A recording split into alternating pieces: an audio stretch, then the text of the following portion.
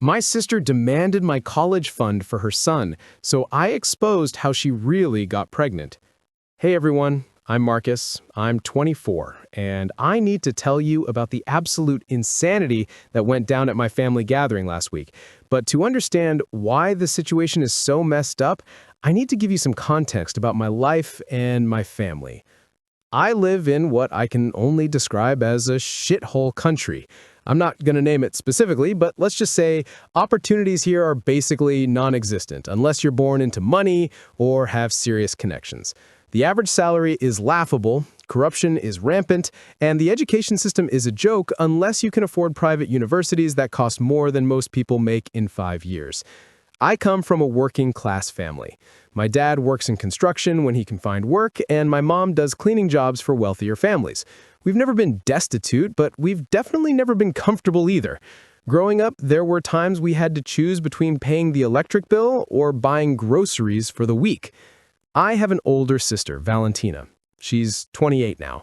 We were close when we were younger, but things changed drastically about 4 years ago when she got pregnant with her son, Diego.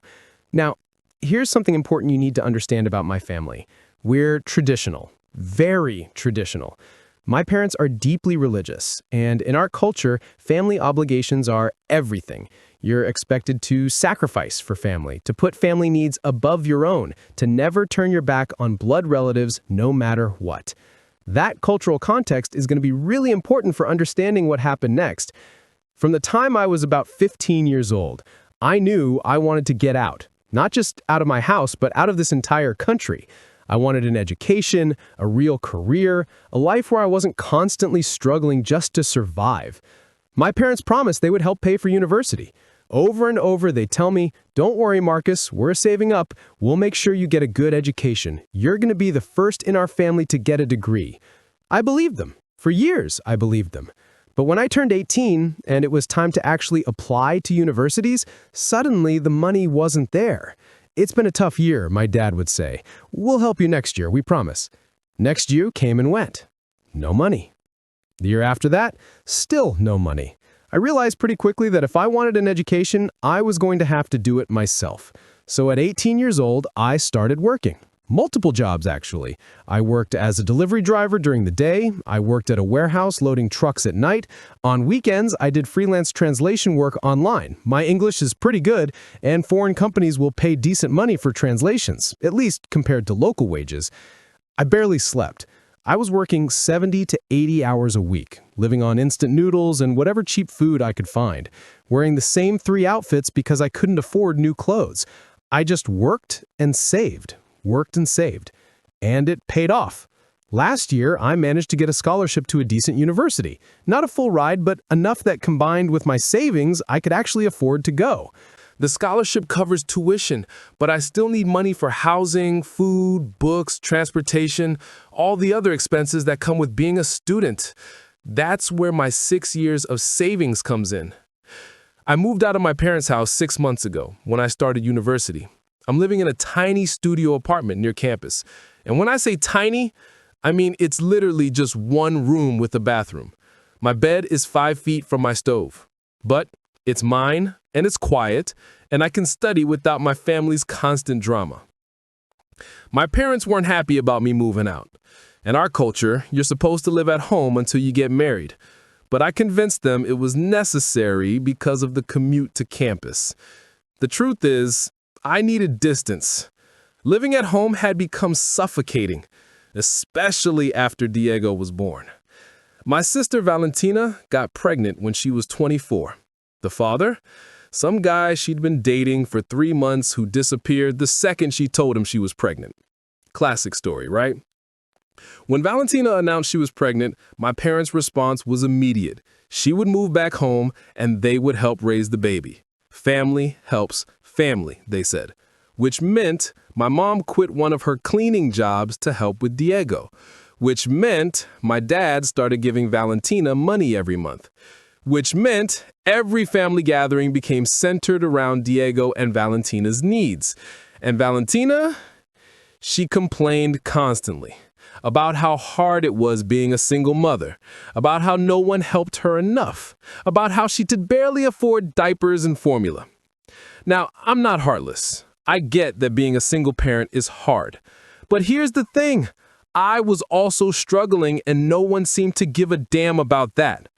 I was working myself to death trying to save for university, and Valentina was living rent-free in our parents' house, getting free childcare, getting money from my parents, and still complaining that no one helped her. Meanwhile, I couldn't even get my parents to help with the tuition they'd promised me for years. The difference? Valentina was vocal about her struggles. She posted about it on social media. She brought it up at every family gathering. She made sure everyone knew she was suffering. I kept quiet. I didn't complain about working 80-hour weeks. I didn't post about eating instant noodles for the third night in a row. I just put my head down and worked. And apparently, that was my mistake. Because in my family, if you're not actively complaining about your struggles, they assume you're fine. For the past 6 months since I moved out, I've been managing. It's tight, really tight, but I'm making it work. Between my remaining savings and a part-time job I do on weekends, I can pay my bills and buy groceries. I've been careful not to mention my college fund around my family. It's not that I'm hiding it exactly, but I know my family. If they knew I had savings, they'd immediately have ideas about how I should spend it that wouldn't involve my education. I thought I'd successfully kept it under wraps. I was wrong. 2 weeks ago, I went to my parents' house for Sunday dinner. This is a tradition in my family. Every Sunday, everyone comes over for a big meal. Valentina brings Diego, various aunts and uncles show up. It's this whole thing. I was helping my mom in the kitchen when she mentioned she needed to borrow some money to fix the washing machine. Without thinking, I said, "Mom, I'm a student. I'm living on my college fund right now. I can't really spare anything." She gave me this weird look. College fund? What college fund? And that's when I realized I just made a massive mistake. I tried to backtrack immediately. Oh, just, the scholarship money and the little bit I've saved from my part-time job. But my mom knows me too well. She raised an eyebrow. "Marcus, how much money do you have saved?" "Mom, it's not how much." I sighed. There was no getting out of this now.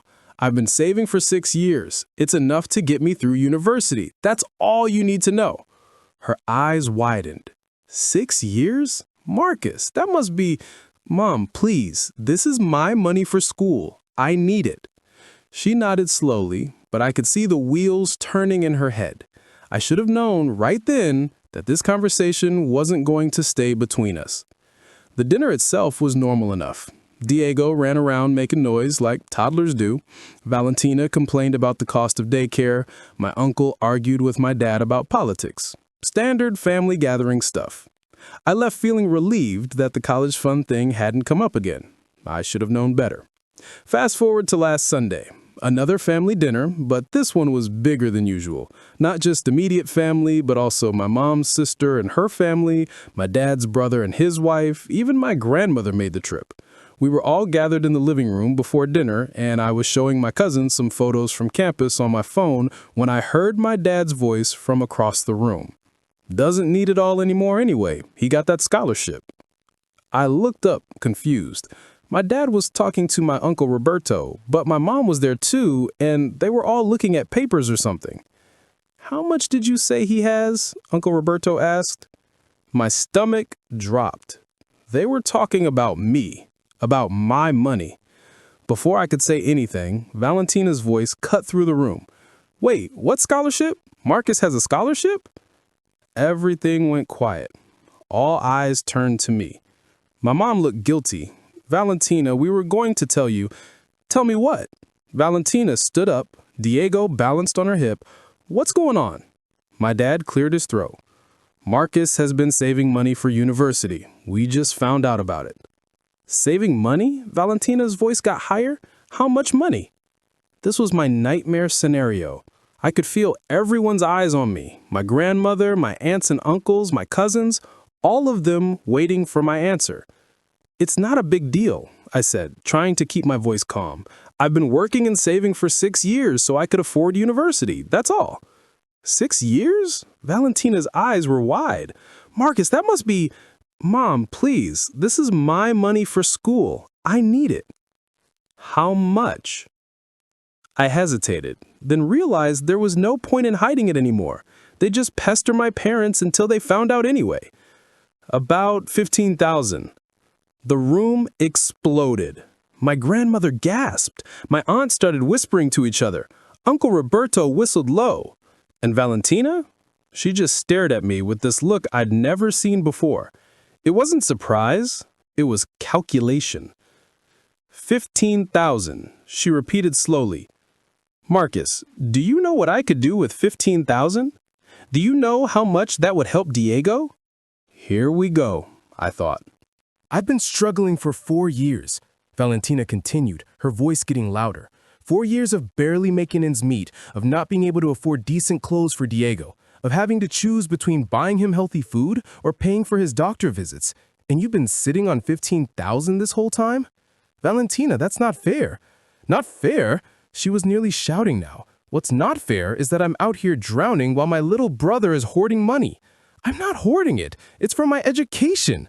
You already have a scholarship, she shot back. You said so yourself. You don't need all that money anymore. I couldn't believe what I was hearing. Valentina, the scholarship only covers tuition. I still need to pay for housing, food, books, everything else. You could move back in with mom and dad. You don't need to waste money on rent when you could live here for free. I stared at her. Are you serious right now? Completely serious. She shifted Diego to her other hip.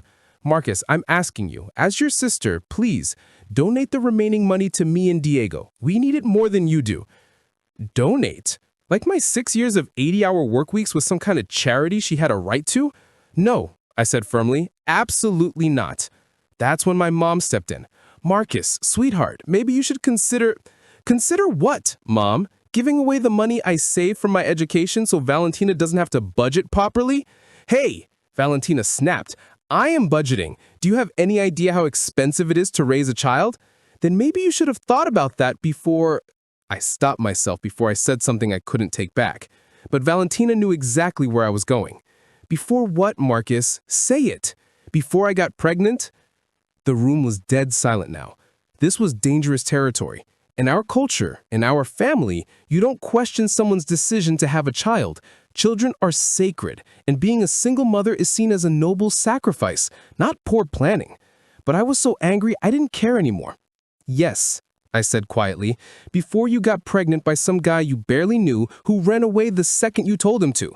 Before you decided to have a baby you couldn't afford. Before you made a choice that you knew would make your life harder and then expected everyone else to fix it for you. My grandmother actually gasped out loud. My mom looked like she might cry, and my dad's face was turning that particular shade of red that meant he was about to explode. But I wasn't done. I have been working since I was 18 years old, Valentina. 80-hour weeks, do you understand that? I worked 3 jobs simultaneously while you were living rent-free with mom and dad. I skipped meals so I could save more money while you were getting free childcare and monthly checks from our parents. I gave up 6 years of my life to make this dream happen, and you think you're entitled to it because you made irresponsible choices? Marcus, my dad's voice boomed across the room, that is enough. But no, Dad, it's not enough, because I'm tired of being the only one in this family who is expected to sacrifice without complaint. I'm tired of working myself to death and having no one care because I'm not vocal about my struggles. And I'm especially tired of Valentina acting like the world owes her something because she's a single mother. Valentina's face had gone pale. Family helps family, Marcus. Oh, really? I laughed, but there was no humor in it. Where was the family when I needed help with tuition? Where were you when I was working until 2 a.m. every night? Where was this family helps family mentality when I asked mom and dad if they could help me with even a fraction of what they promised me? No one had an answer for that. That's what I thought. This family only believes in family helps family when it means I'm the one doing the helping. My dad stood up, and I knew from his body language that this was about to get worse. Marcus, your sister needs this money more than you do. You can move back home. I'm not moving back home. And use your scholarship for school. The money you've saved can go to Diego's education fund or to help Valentina get back on her feet. So you're saying Diego's future education is more important than mine. The education that hasn't happened yet is more valuable than the education I'm currently pursuing? That's not what I'm saying. That's exactly what you're saying. You're saying that my 6 years of sacrifice mean nothing because Valentina needs money right now. Valentina had been quiet for a minute, but now she stepped forward, and I could see she was done playing nice. You know what, Marcus? You're being selfish. You're being a selfish prick, and everyone here can see it. Selfish? I repeated. Selfish for wanting to use the money I earned for the purpose I earned it for. Yes, because you don't need it all. You have a scholarship now. The situation has changed, but you're too greedy to adjust. That word, greedy, hit something in me. I'm greedy? My voice dropped low. Valentina, in the past 4 years, how much money have Mom and Dad given you? She hesitated. That's none of your business. How much? Marcus, my dad warned. No, I want to know, because I've been working 3 jobs for 6 years and saved $15,000.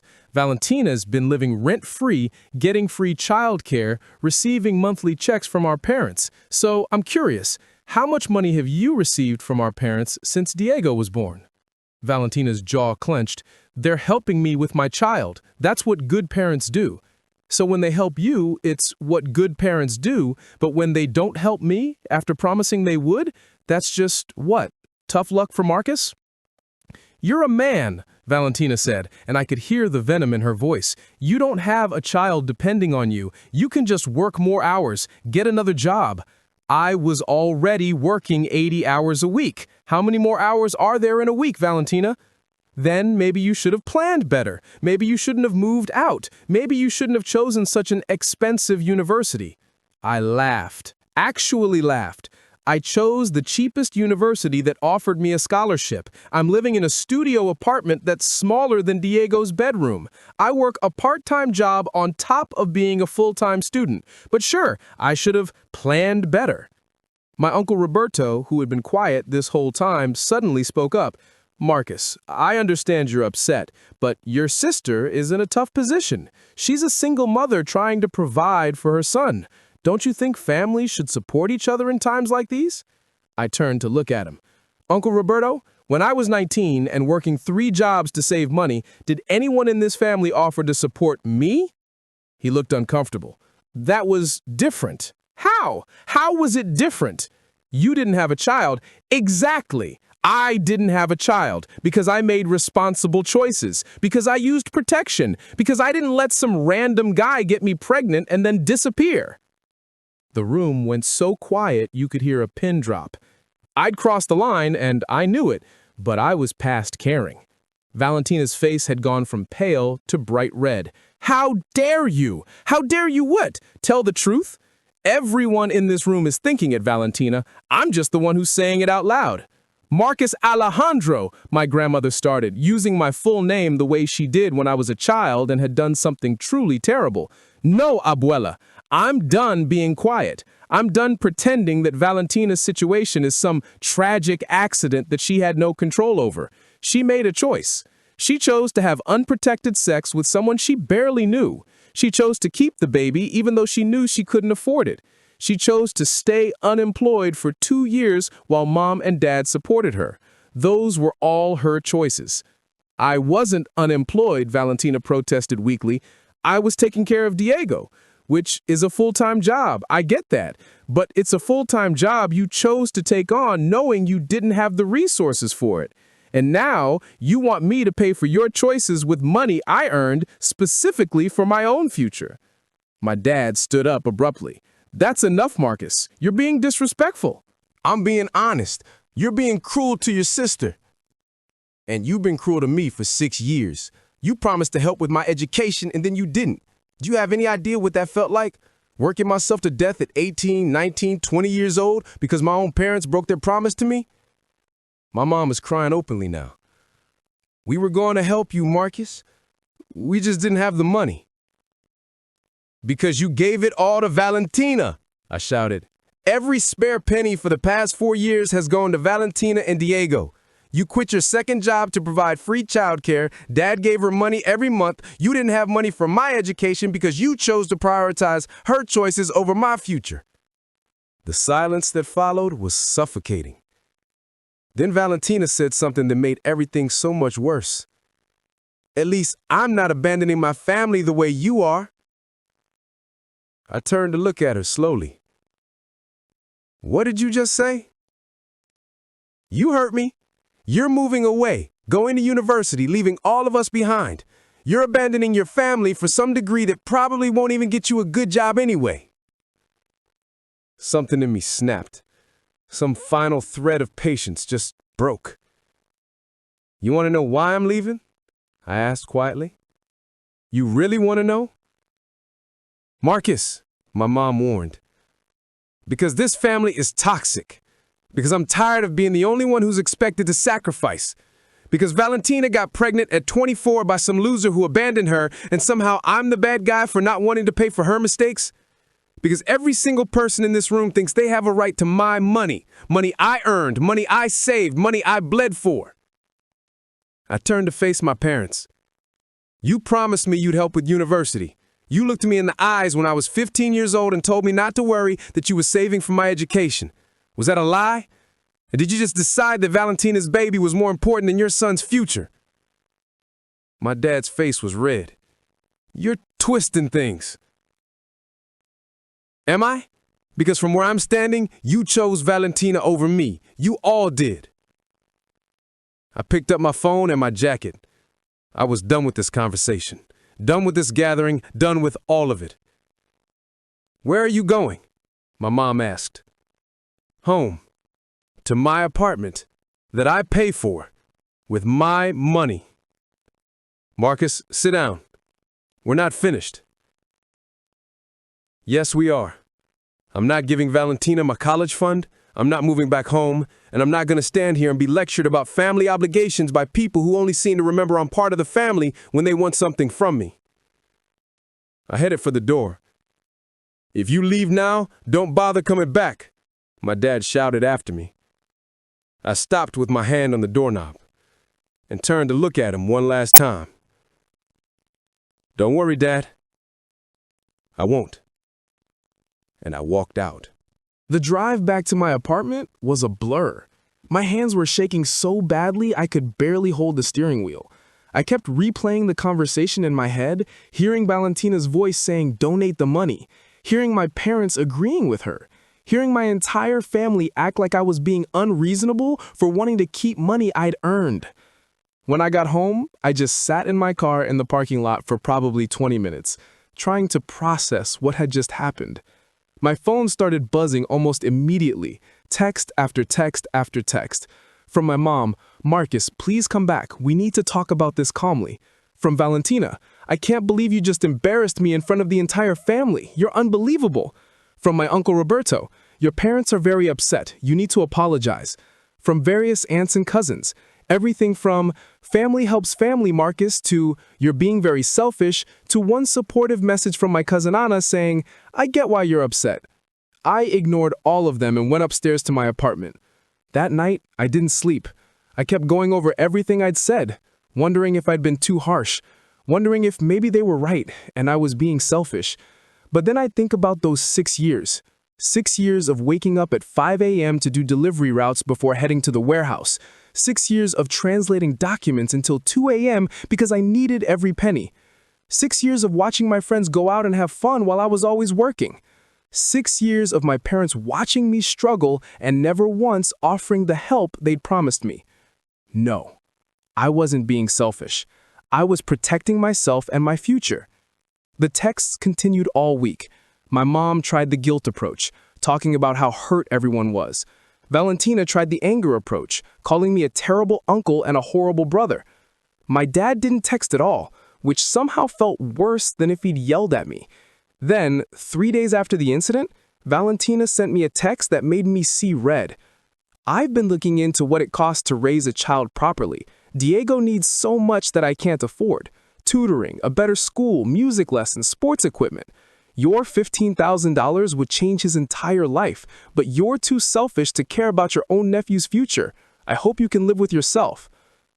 I stared at that text for a long time. Then I started typing. Valentina, I'm going to say this once and then I'm done discussing this with you. That money represents 6 years of my life. 6 years of working myself to exhaustion. 6 years of sacrificing everything, my social life, my health, my youth, to build a future for myself. You made choices that led to your current situation. I don't say that to be cruel, but it's the truth. You chose to have unprotected sex. You chose to have a baby with someone you barely knew. You chose to keep the baby when you couldn't afford it. Those were all your choices, and they were valid choices for you to make. But they were your choices, not mine. And I should not have to pay for your choices with the future I worked so hard to build. I love Diego. He's my nephew. But loving him doesn't mean I have to set myself on fire to keep him warm. And that's what you're asking me to do, destroy my own future to make yours easier. I'm not doing that. I'm sorry, but I'm just not. I hit send before I could second-guess myself. Her response came immediately. Then don't expect to be part of this family anymore. That threat should have scared me. In our culture, being cut off from family is serious. It means no support network, no safety net, nothing. But you know what I felt when I read that text? Relief. Because if being part of this family meant sacrificing myself over and over for people who didn't appreciate it, then maybe I didn't want to be part of it anymore. Over the next week, I got calls from various family members trying to mediate.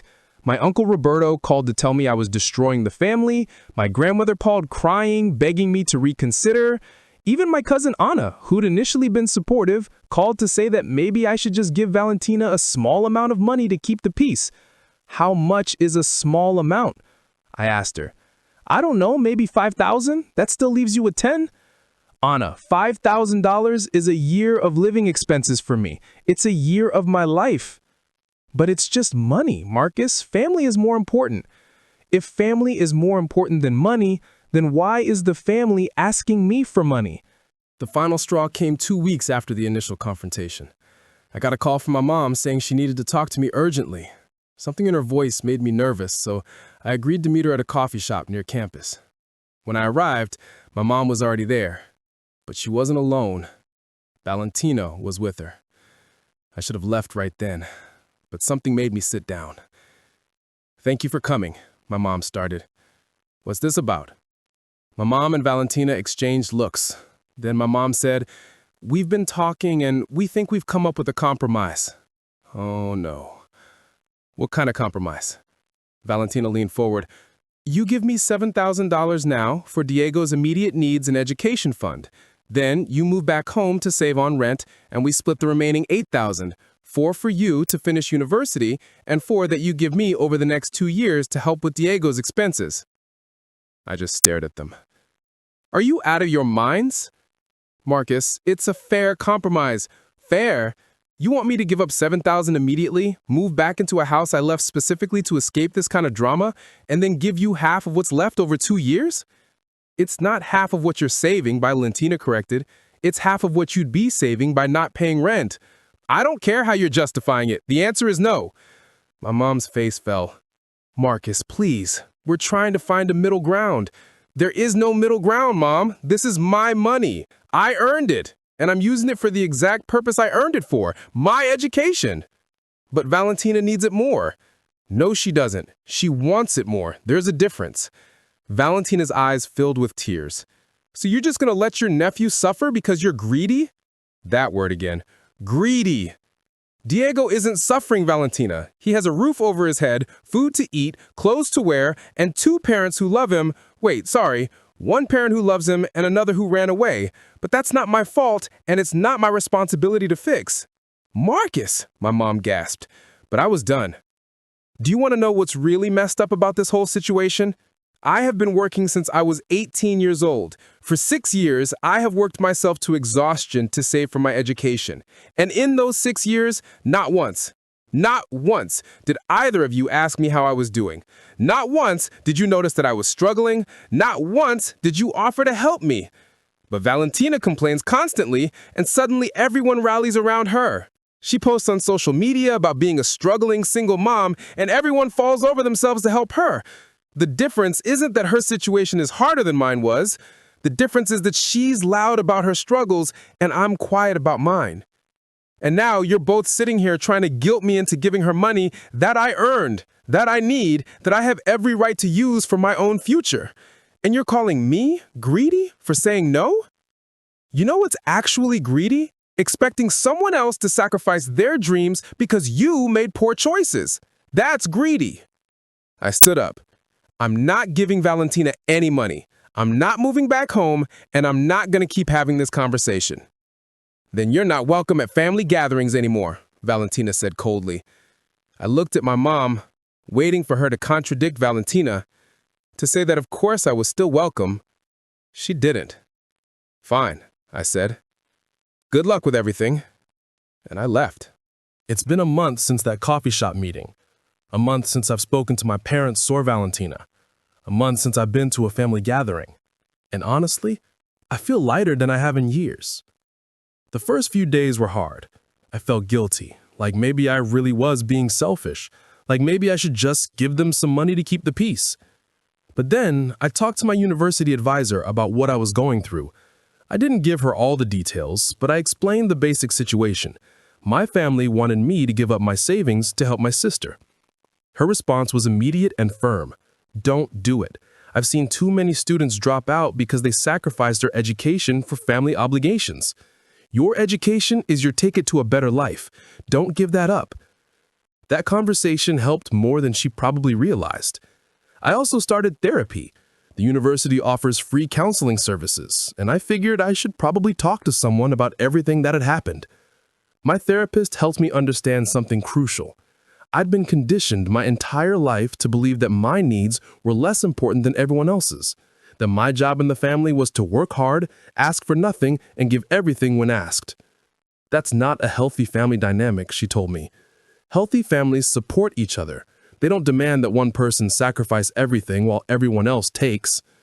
She also helped me see that my parents' broken promise about paying for university wasn't just unfortunate, it was a betrayal. They made a commitment to me and then broke it without apology, and then acted like I was wrong for being upset about it. I've been doing a lot of thinking about Valentina too, and here's what I realized. I don't actually hate her.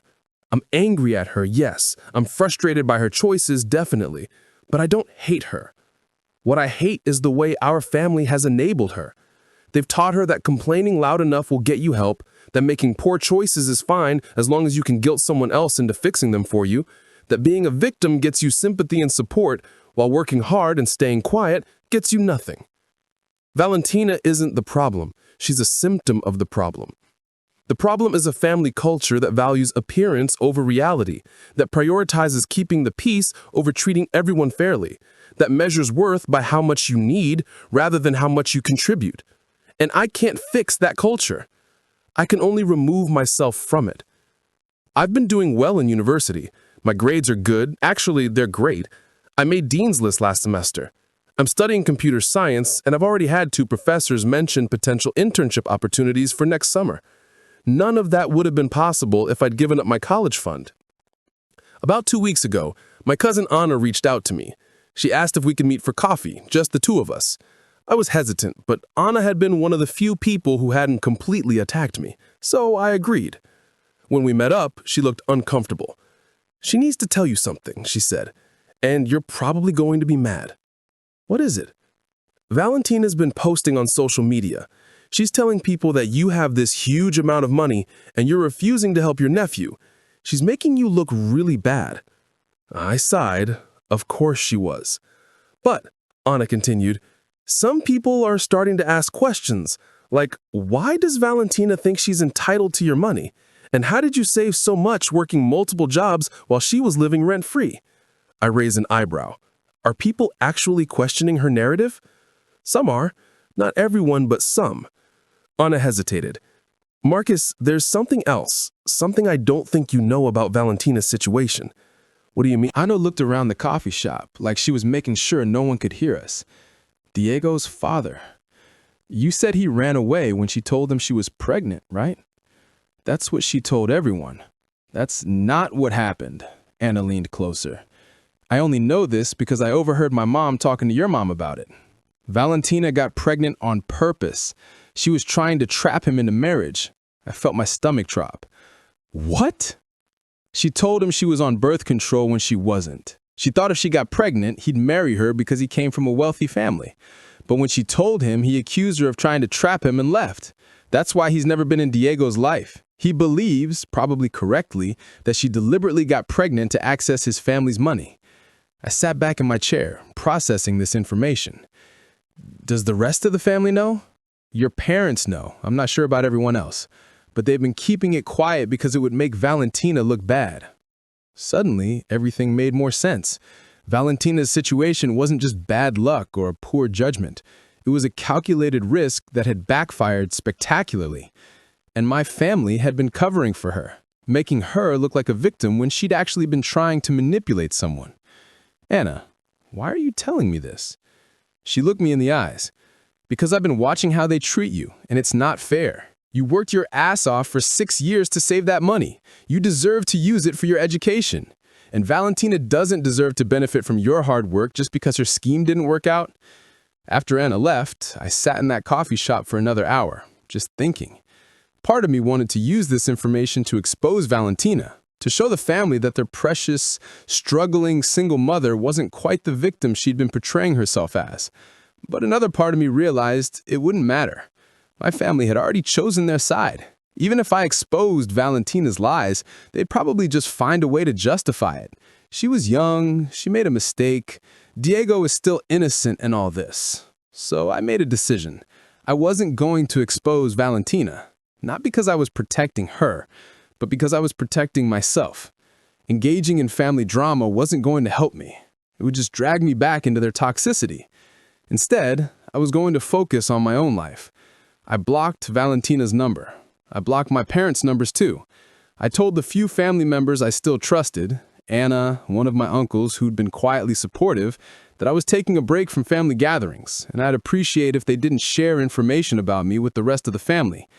Then I threw myself into university, into my studies, my part-time job, building a life that had nothing to do with my family's dysfunction. It's been about a month and a half total since that initial confrontation, and I'm doing okay. Better than okay, actually. I've made friends at university, real friends who don't expect anything from me except friendship. I joined a study group for my computer science classes. I even started dating someone, which is new for me since I spent my late teens and early 20s working too much to have a social life. My studio apartment is still tiny, but I've made it feel like home. I put up some posters, got some plants, found a used thrift store at a bookshelf. It's mine, and nobody can take it from me. Last week, something interesting happened.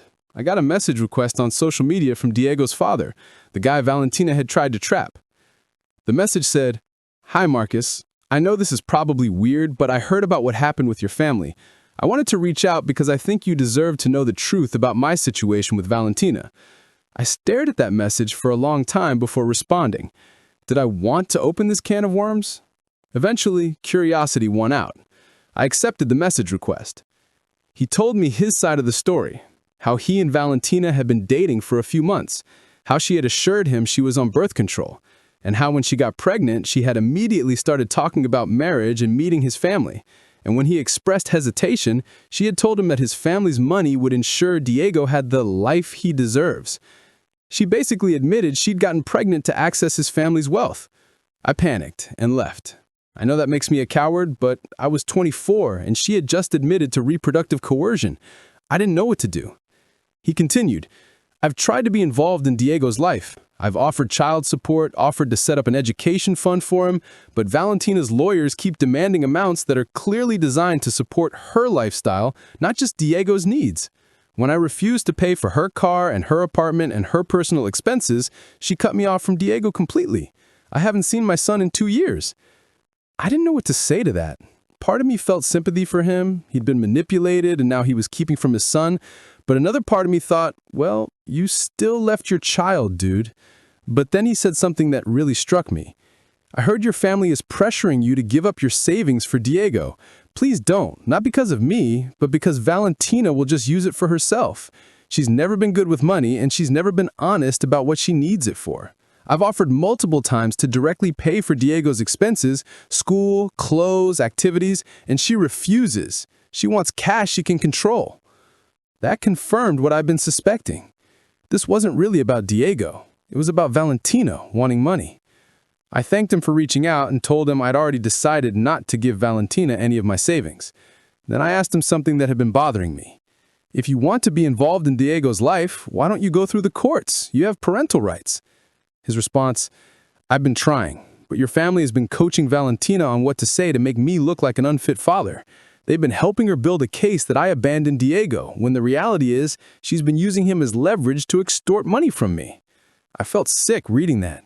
My family, my parents, have been actively helping Valentina manipulate Diego's father.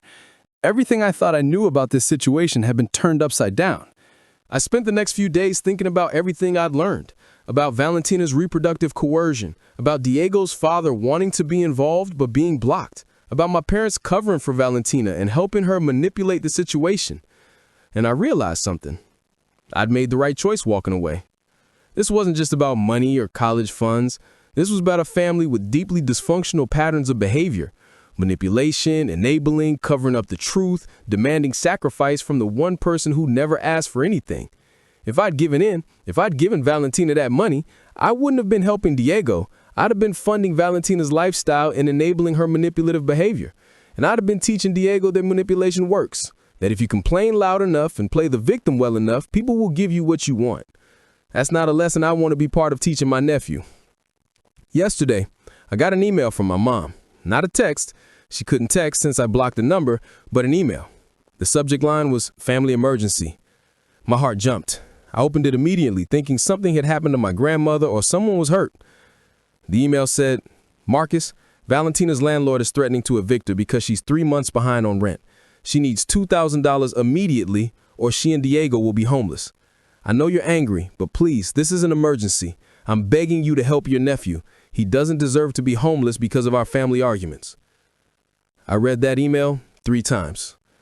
Then I responded, Mom, I'm sorry Valentina is struggling with rent, but I'm not giving her money. Here's why. If she's 3 months behind on rent, she's had 3 months to figure out a solution. This isn't a sudden emergency. It's a consequence of ongoing poor financial decisions. Diego has 2 parents. If his mother can't afford rent, his father should be contacted to help. I know for a fact he's offered to pay Diego's expenses directly. You and Dad have been helping Valentina financially for 4 years. If you want to help her avoid eviction, use your own money. Valentina's been telling everyone I'm selfish for not giving her my college fund. Now she's using Diego as emotional leverage. This is manipulative behavior and I'm not rewarding it. Most importantly, I am a 24-year-old student. I am not Diego's parent. I am not financially responsible for him.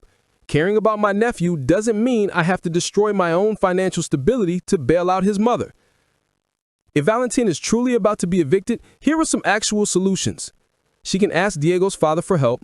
She can ask you and Dad for help. She can apply for emergency assistance from local charities. She can get a job. She can move in with you and Dad like she did before. What she cannot do is expect me to solve all her problems with money I saved for my education. I love Diego. I hope he has a good life, but I'm not sacrificing my future for her mother's poor planning. Please don't contact me again unless there's an actual family emergency. Valentina's financial problems are not my emergencies. Marcus. I hit send and immediately felt the weight lift off my shoulders.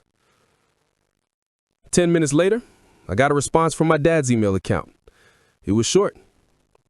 You're dead to this family. I read those words and waited for the hurt, for the sadness, for the crushing weight of being disowned by your own parents. It didn't come. Instead, I felt free. Because if being part of this family meant sacrificing myself over and over for people who didn't appreciate it, then I didn't want to be part of it anyway. I have 1 semester left before I graduate. 1 semester, and then I'll have my degree in computer science. I've already had companies reaching out about internships that could lead to full-time positions. My savings will last until graduation. I might have to get more hours at my part-time job or take out a small loan for my final semester, but I'll make it work. And when I graduate, I'm leaving this country. I'm going somewhere where I can actually build a life, where my degree means something, where I'm not constantly being pulled back into family drama. I'm building the life I've been working toward for 6 years, the life I saved for, the life I earned. This morning, I got a message from my cousin Aina. Your parents are telling everyone you refused to help Diego when he was about to be homeless. Just wanted you to know. I thanked her for the heads up, but told her I didn't care anymore what my family was creating about me. Because here's what I've learned. You can't control what other people think about you.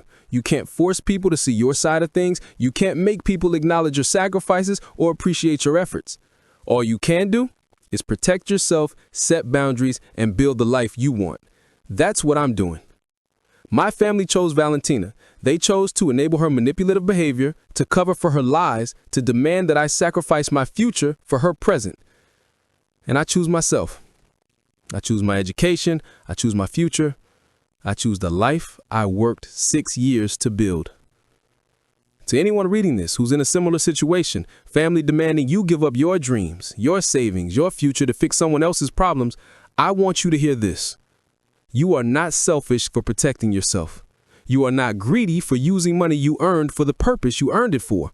You are not a bad person for refusing to set yourself on fire to keep someone else warm. Family is important, but family is supposed to support you, not drain you. And when family becomes toxic, when they demand everything and give nothing, when they punish you for having boundaries, you have every right to walk away. I'm 24 years old. I have 1 semester left of university. I have a future ahead of me that I built with my own hands. And I'm not apologizing for that anymore. My college fund is mine. My future is mine. My life is mine. And no amount of guilt, manipulation, or family obligation is going to change that. So to answer the original question, am I the asshole for refusing to give my college fund to my nephew? No, I'm not. I'm just someone who finally learned to choose himself. It's been 2 months since I sent that email to my mom. 2 months of complete silence from my family, except for Anna, who checks in occasionally. I found out through Anna that Valentina didn't actually get evicted. Turns out Diego's father, when he heard about the eviction threat, went directly to her landlord and paid the back rent plus 3 months forward. But he set it up so the money went straight to the landlord, not to Valentina. Valentina was furious, apparently. She wanted the cash so she could use it for other things. But Diego's father has apparently gotten smarter about how he provides support. Everything goes directly to covering Diego's actual needs, with no cash that Valentina can redirect. My parents tried to cover the narrative by telling extended family that I refused to help, and Diego's father stepped in like family should. But Anna said several family members have started asking questions about why they keep expecting me to pay for everything when Diego has a father who's willing and able to help. The cracks in the narrative are starting to show. As for me, I'm 2 months away from graduation. I have a job offer from a tech company in another country. They're sponsoring my work visa and everything. The salary is more than my parents make combined. I'll be leaving this country 3 weeks after graduation, leaving my family's drama, leaving the guilt and the expectations and the constant demands. I'm building the life I saved for, and I've never felt more sure that I made the right choice. Sometimes the family you're born into isn't the family you need. Sometimes the most loving thing you can do for yourself is walk away. This is me walking away, and I'm not looking back.